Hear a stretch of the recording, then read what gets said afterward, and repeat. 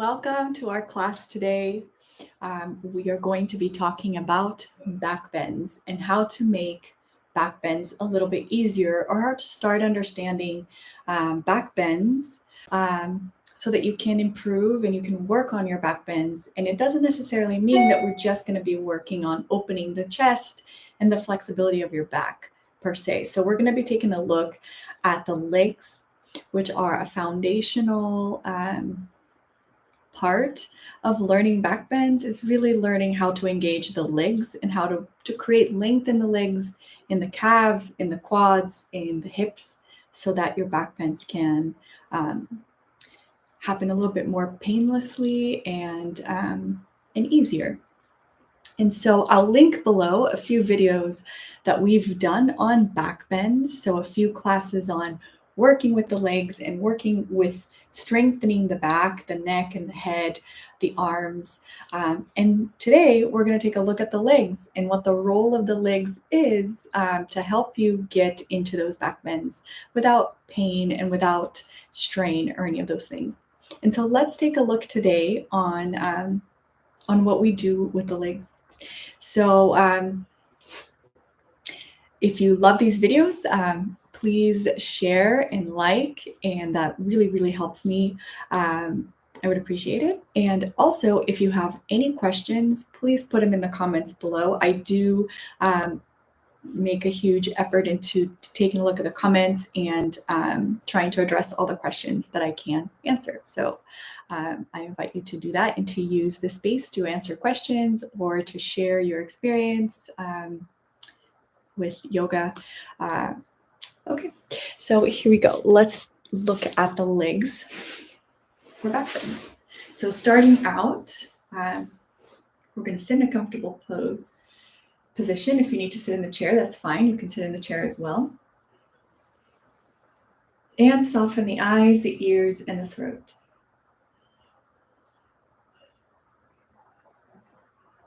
Take another inhale.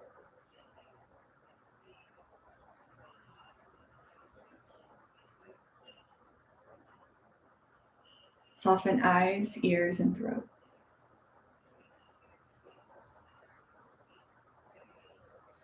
Okay, and so we have looked at different concepts like the lift of the chest, which we want to maintain on the back, on a back bend. And we've looked at tucking and untucking the pelvis, and we definitely want to understand this in a back bend and what happens.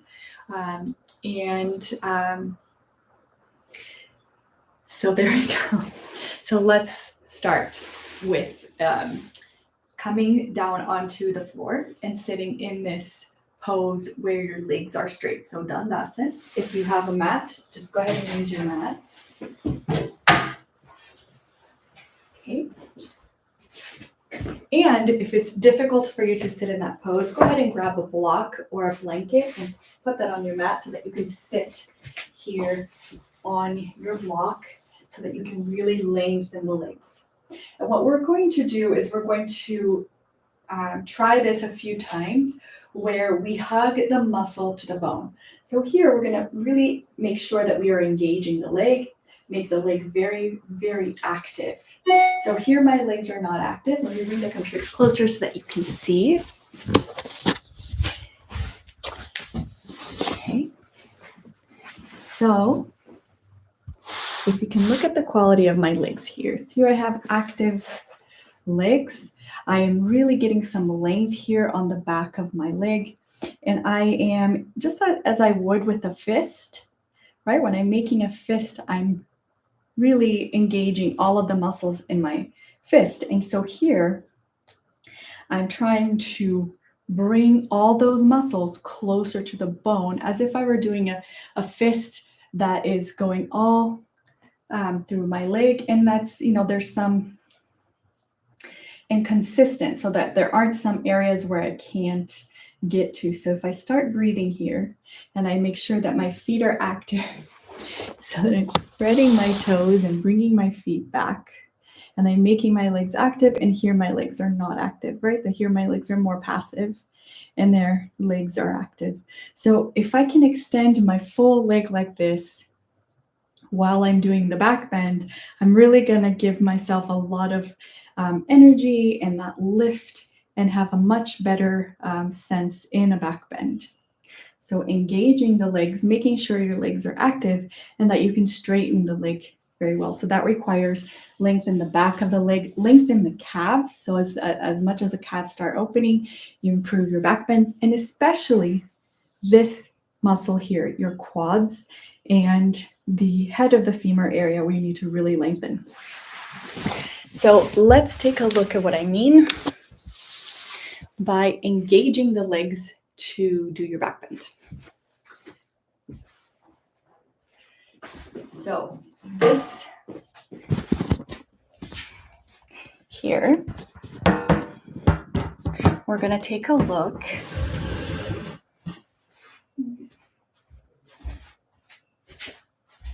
All right. So if you've seen a few of the videos that we have here on back bends, we start with developing strength in the back. And a great way to do this is a simple exercise on the wall that really works the legs and the back and the lift. So we can start here just to get started, just to learn how to engage the leg. Okay, so I'm going to start out by just standing near a wall. And I'm going to give myself a little bit more room here. Okay. It cuts my head. All right. So I come back here close to the wall and I leave a little bit of room. And so what I want to do is I want to place my legs on the mat.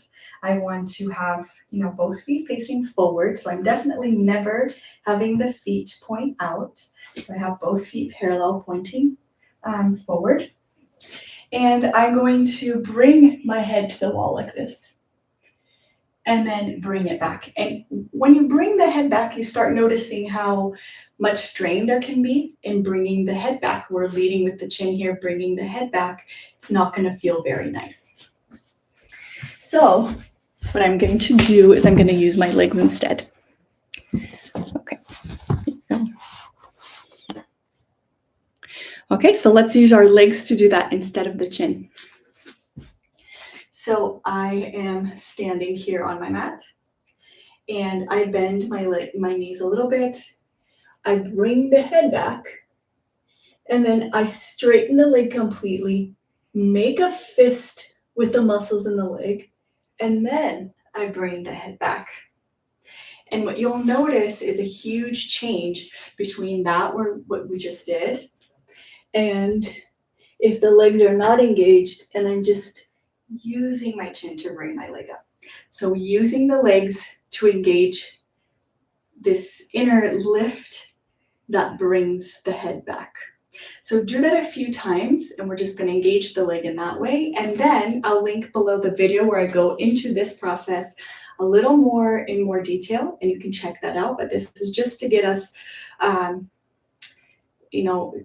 introduce this idea of how the legs work for back bends.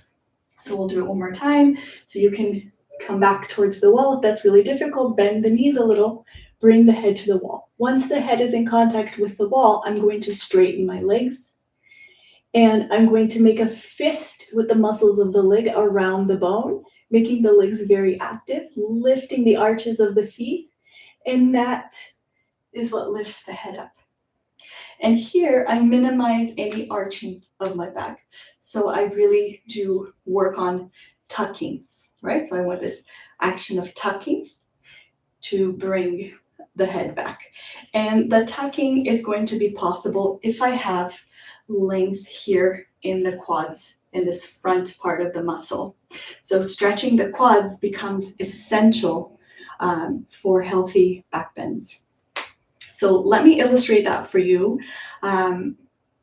with a pose that I can do in the wall so that you can see how important it is to develop this length in the quad to improve your back bends or to do back bends in a way that's healthier, right? Instead of using that arch in your lower back, So there's a lot of maybe very flexible backs that use this arch in the back in order to go into a back bend, and that will really cause damage. So really it's the length of the front of the body. So let me show you what that looks like right now.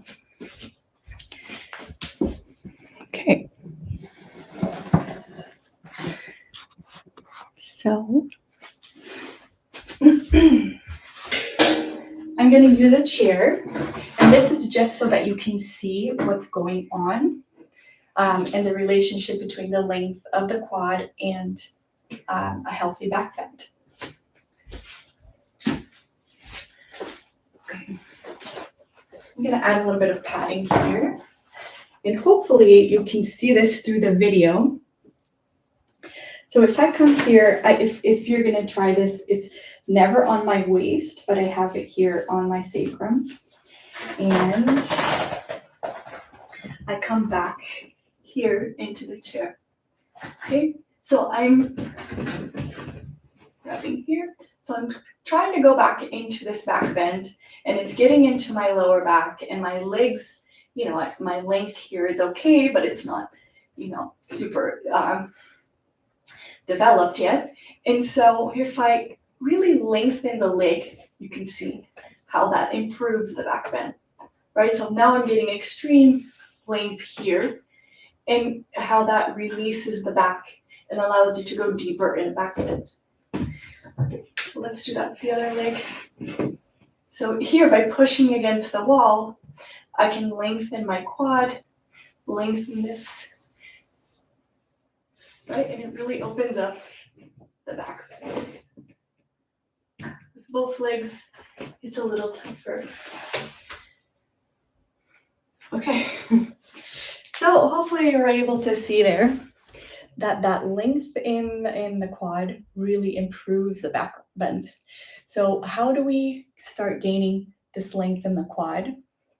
Well, there's one pose that will pretty much improve most of your other poses, and including back bends. So a lot of standing poses like Trikonasana and Parsvakonasana, and a lot of poses are going to be really improved by practicing Virasana, which is hero's pose. So the reclined version and the sitting version. And sitting in this pose for years upon years upon years will give you the opening that you need to start improving in so many more advanced poses. So if you could pick one pose that you work on every day for 10 minutes, I would pick this pose that I'm going to show you right now, Virasana. And it'll give you that length in the quads and so many other benefits. So the good thing about Virasana is that you can even practice it on a full stomach. I wouldn't say super full stomach, but you can practice it while you eat. So if you sit down on the floor while you eat, you can sit in Virasana and you can eat, unlike back bends or other poses. And also, it's an incredible pose for relaxing the nervous system. And so it works, you know, for an overstimulated nervous system or, you know, anxiety and all of those things. But it also helps just to tone your nervous system, which is so important. And so if I tell you a quick story about stretching and about how the mind and practicing these yoga exercises or any exercises are really just a function of changing the mind versus just changing a muscle, for example, by stretching. Our muscles have these smart cells in there embedded into the muscle. So you have, this is a very high level overview. And so you have these hybrid nervous muscle cells, okay, in your muscles. And what these cells do is they're very good at measuring length in the muscle. They're very good at measuring the you know, how quickly you're extending or contracting a muscle. And they send that information to your brain. So if a muscle, you know, is, you know, this long, it'll send that information to the brain, and the brain will send the information back on what the range of that muscle can be. And so the way that that information gets sent is what I wanted to get to, is through a nerve, right? Through your nervous system. And so if your nervous system is very overstimulated and not toned and not strong, then the quality of sending these messages is not going to be as good. So poses like Virasana, not only you can do a passive stretching with those poses, but it can tone the nervous system to help that exchange and information. So if you are trying to improve flexibility or just health, and that information that gets passed down from all parts of the body into the brain, right? It's using those channels, those nervous or nerve channels to do that. And so it's very important to do poses that also nourish that. Okay, so with all that said, let's get into Virasana. Okay, so Virasana. Let's work with this here. Okay. So Virasana, we can do it sitting down and laying down. So I will show you both ways to do it today. Just come to your mat. It's a very, very good idea to have some blocks handy. If you don't have blocks, you can use a book. Okay. Or any. I'm just trying to. Today's technical difficulty day. Okay. Here we go. All right. Now, so I'm going to find a place in the mat. And sitting in Virasana, there's a couple things that you should watch out for. So I'll link some videos below where I really go into detail about Virasana and show you a range of props that you can use depending on the flexibility of your thighs. So we can start from a person who maybe has lots of tightness in the quads, and you can do this in a chair. So you would grab a chair, okay, and sit in the chair, and you're going to do this one leg at a time. So the first leg, you're going to put the left leg back, and you're going to stretch the thigh here, okay? And when you're finished, very carefully, you move. So you can start here. If this is excruciatingly painful for your feet, you can use a little folded towel under the feet to support that. And what that looks like is like this. So this is a little towel that's rolled up, and I can put that towel here underneath my foot. I can support, the ankle here so that it's not floating, and I can practice Virasana like that. And here, I make sure that the sit bones are grounded into the chair. I lift the chest here, make sure I'm not leaning back on the seat. And I start taking a few breaths here. You can put on a timer between 30 seconds. You can start with 30-second intervals, at least 2 30-second intervals, up into 5-minute intervals. Once you build yourself up, add 10 seconds every day. Okay, and it's that repetition, right? The daily repetition, which is going to allow for the thigh to lengthen. If this is doable for you, then we'll move on to blocks. So placing a block here onto your mat. The contraindication here is there must be zero pain in the knee. So to make sure that you don't get any kind of pulling on the knee here, we're going to do it one leg at a time. So the way that I do this is I come forward here with my left leg first, and the left leg is in this position. I can lift the knee a bit, and I sit into Virasana like this with one leg. All right, and I'll show you the different angles of this. So the back looks like this. Feet pointing back. So under no circumstances may I use my foot pointing sideways. Okay, so foot is pointing back. Right, and I can definitely use 2 blocks if that makes it easier on the ankles if there's a lot of tightness in the ankle. All right, and to come out, make sure that you're coming forward and then out. Okay, so don't turn the foot out to the side to come out. All right. So what else do we do with Virasana? Let me show you a couple of hacks, because a lot of times what happens is the ankles are so tight that it prevents you from sitting in Virasana without your knee hurting. So let me show you what you can do for the ankle so that it doesn't hurt and you can stay here longer.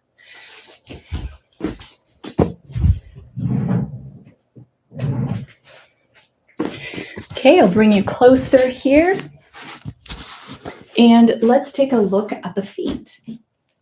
So if I'm sitting in Virasana using a block and I have extremely tense and painful area here, the first thing that I'm going to try is lifting my sit bones by using another block. Okay, you can use 3 blocks. As long as it's stable, you can use it.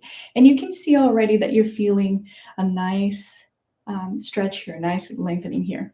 If the ankles are so painful, just grab a little towel and roll it up and place it here right underneath the top of your foot. You might have to move it around until it releases that tightness. And then you'll see that you can start staying here a little longer.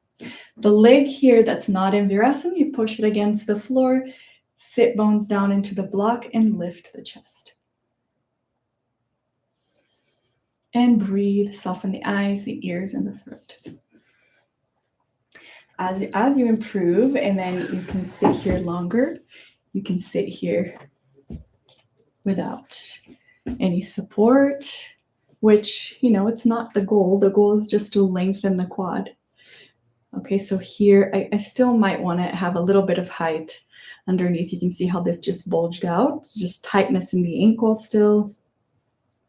So I can add a little bit of a support and make that better. And then to come out, come forward, feet together, and then you can go into a downward dog and come up from there. All right, let's get back in here. Sitting in Virasana, I would sit in Virasana sometimes for 30 minutes. And on some workshops, we would do maybe an hour and a half of Virasana. So it is possible. Definitely, I would recommend you do that with the supervision of the teacher, because coming out is very difficult after staying on there for that long. But definitely, if you start out with a 30-second practice, and every time you practice, you add 10 seconds, you use these different supports underneath, just making sure that the knee never hurts. Eventually, you can really, slowly develop that length, develop that, the communication between the muscles and the brain, that it starts understanding that the length of the quad is a little bit longer now, so it has a bigger range of movement. So that communication keeps going through this passive, constant stretching. So it has to be done, every day for a while, and you will gain more length and more movement, but it does take time. So don't get discouraged if you're at the chair level. I was at the chair level for many years and slowly came down the blocks and almost down to the floor. So to take this up another level, we're going to do hero's pose laying down. So how do we get that started? With a lot of blocks. Okay, so I'm going to place these blocks on my mat like this. Okay, spaced out, just, not randomly, but at first just almost like the same amount of space in between each one. Okay, and I will use one block, but if your thighs are still a little bit tight, you can use 2 blocks. Okay, so every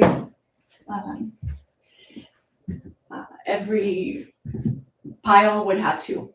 I have seen it done with 3 blocks. If you do it with 3 blocks, just make sure it's stable and not wobbly for you. Okay. All right, so let's do it with 1. So this is going to be for your knee, and you're going to start out with 1 leg at a time, and you come here into this 3rd block, and you sit down in Virasana. And because I want you to start with one leg at a time, so you can do it with both legs after a few months of practice, bring the right foot to the floor. So this is going to be kind of like what we did here on the wall when I did this back bend to show you how this length improves your back bends, okay? So foot on the wall, Virasana. Once you start laying back, you're going to lift this knee. So that's why I always have this block here so that I don't forget. I want to make sure that the knee is lifted while I lay back. This block, I don't want it to be in my waist. I want it to land right on the sacrum. Okay, so we're going to put that block on the sacrum. Okay, the next block will go in my midline of my chest. And the last one for my head. So do you see how that works? So I am here in Virasana, and the leg that's on the floor here, this foot, I can push the floor and make sure that I'm not arching my back. So if there's a little bit of arching, that's because it's trying to counteract the tightness in my thighs. So I really tuck the pelvis here.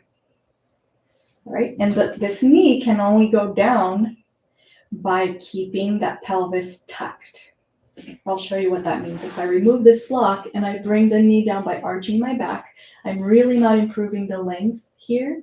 So instead of adding length to my thigh, I'm just cheating, I'm arching the back. So if I keep my pelvis tucked, which means rotating so that the pubic symphysis here comes up towards the ceiling and the hip bones come down. So this kind of rotation. And then I start bringing that knee down without,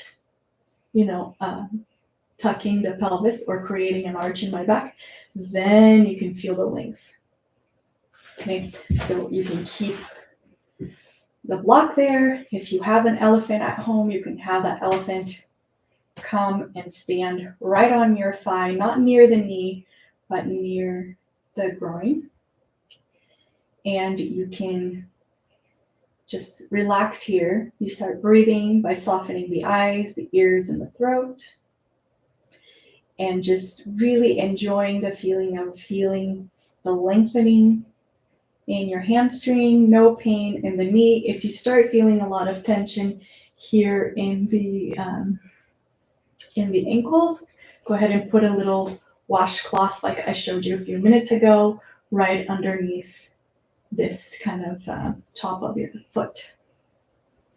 And here you have it. This is the key to improving your back bends, to really having that length so that you can come into your back bends without overarching your back and stressing the back. The legs play a huge role in back bends too. And this is the work that needs to be done before that happens. And so then you carefully come out. If you come out like this, and then you can roll to the right and come out in the way that doesn't put your knee in any kind of danger. So you can come back up or you can roll to the right, however keeps that knee safe.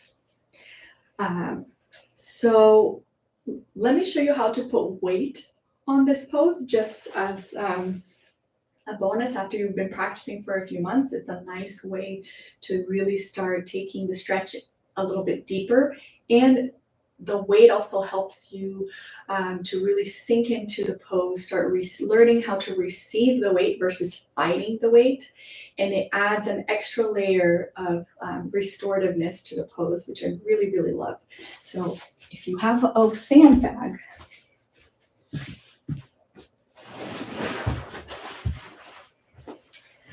okay, I like to work with this sandbag. I think it's about, I don't know, I think it's 30 pounds. I'm not sure, around there. So I bring my block first. So step one is always lift the knee. That's in Virasana. And we start on the left side because we want to start moving. This is an excellent pose for digestion. And when we really want to start moving on the descending colon first. So left side of Virasana first. Make sure that there's zero pain in the knee here. and you can place your weight, or you can lay back first and have somebody else place the weight for you so that you don't hurt your knee. Okay, and the first block goes in the sacrum. So you might have to adjust it a little bit. And it helps keep that pelvis tucked. Then you bring the sandbag so that it's, in the hip groin area. It's not at you never put the weight on the knee or near the knee. Okay. Then here, and the work here is tucking the pelvis. So pushing this foot into the mat and tucking the pelvis, releasing the stomach, feeling the lift, softening the eyes, the ears, and the throat, softening the tongue, tucking the pelvis so that there isn't that arch in the back. You have the normal, you're not flattening your spine, you have your normal curve there, lumbar curve, but you don't have any extra arch here. Really working on the length of the femur. So if you could imagine somebody coming over here and pushing this knee towards my head. So pushing the knee this way, pushing my knee. I'm going to push that resistance away. So pushing towards the wall here, I am lengthening my femur and I'm tucking the pelvis. And then I'm softening eyes, ears, and throat. And then I think of receiving the weight of the weight, allowing the muscle that's puffing up towards the skin of the leg to come back down and to hug the bone.